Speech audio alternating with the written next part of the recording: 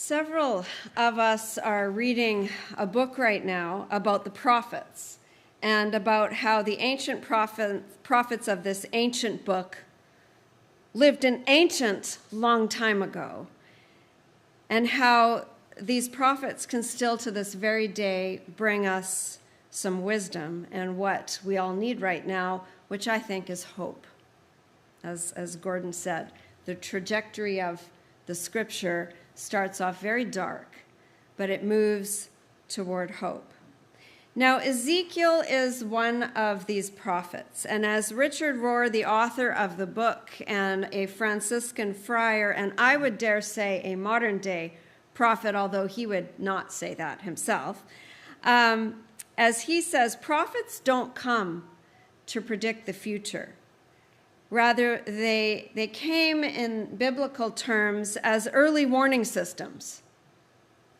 They came as mirrors to shine a light on society as it was, when it was.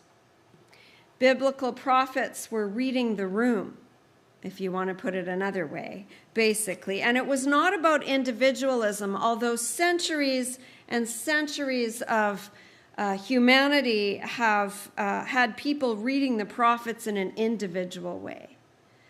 But they weren't meant to be read as a strike against individual people or individual behaviors. It was more about society.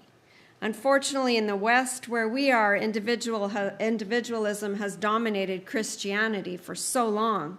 We talk about my faith. We talk about my God. We talk about my Jesus. We are so used to swimming in the me culture, or the us versus them culture, and pointing fingers at single individuals who are misbehaving, that we're stuck in that. We maybe don't see that anymore, but the prophets were not doing that. Instead, the prophets were talking about society and culture as a whole, and how society and culture collectively create the conditions and the systems that support what happens.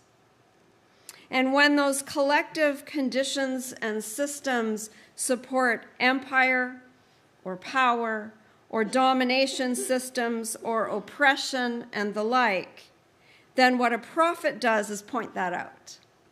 A prophet points out what is happening right now in the culture or the society that supports this, what is happening, what is going on.